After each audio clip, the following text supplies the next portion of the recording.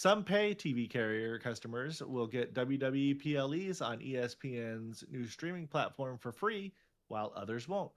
We got starting in 2026, WWE's Premium Live Events will air in the US on ESPN's new $29.99 a month streaming platform, but whether you'll have to pay depends on your provider. Included at no extra cost are Charter, which is Spectrum, DirecTV, Fubo TV, Hulu Live TV, and Verizon Fios. Not included, and these are ones that will all require the extra subscription: Comcast, Xfinity, YouTube, it's YouTube TV, Dish, Sling, Atis, I don't know what the hell that is, Kageko, I don't know what that is either, Frontier, Cable One, Cox, and others. Basically, if you don't have the ones that we listed, you're paying. Five. Uh, yeah. The service launches August 21st, 2025, offering ESPN's linear channels, ESPN Plus, ABC Sports, and more. So a whole bunch of stuff that you're not going to watch anyway, because most people aren't watching that stuff to begin with. Outside the US, the WWE PLEs will continue to be available on Netflix, so fire up those VPNs, boys. Disney is in ongoing talks with the excluded carriers, hoping to add more before 2026. About 30 million US households will get the WWE PLEs for free on the new platform at launch. Roughly 36 million will need to pay the extra cost. Verizon Fios and DirecTV confirmed customers will have free access.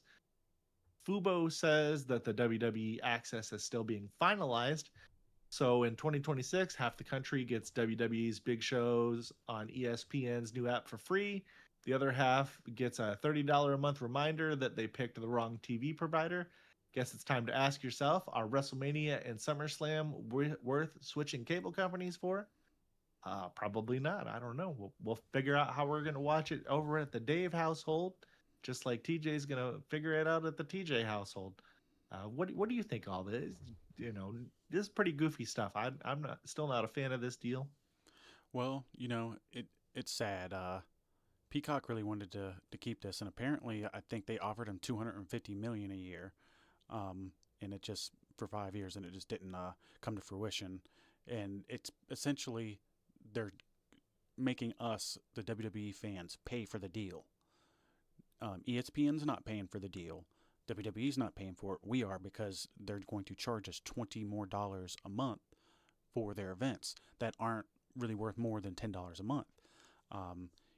It's a shame. We already have an episode on it where we already talked about this on a segment in the last episode, and we don't need to run down the whole thing again. But it's actually less than half the country. It's closer to 30% of the country is going to get this for free included in their cable. This is subject to change. More cable companies could be tossed on the list before 2026 happens, where they'll have the first net. See, like you said, this is going to pop up in August, but then WWE's contract with ESPN doesn't happen till January 2026. So once that happens, this is when the whole deal comes to effect. But it's, just not good for the fans. And there's no way that WWE. So they tout every year, this is the most watched WrestleMania, this is the most watched SummerSlam. They've been doing that for every big event because they've had more people watching them than ever. They will not be doing this with this ESPN deal. And if they do, it's a lot. They'll be lying. There's no way that there's going to be as many people, especially the first couple years, on that new ESPN DTC as Peacock currently has now. ESPN just doesn't have the reach. It's kind of wild that ESPN and Disney bought into this thinking that it's going to bring people to this platform. It will, but not nearly as much as they think it's going to.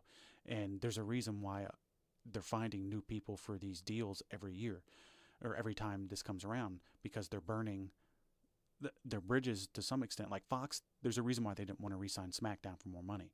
They lost money on the deal, and Yep. they're just, Fox gets the same ratings on that time slot regardless of what's yeah, on, so they could just throw on repeats for less money. yeah.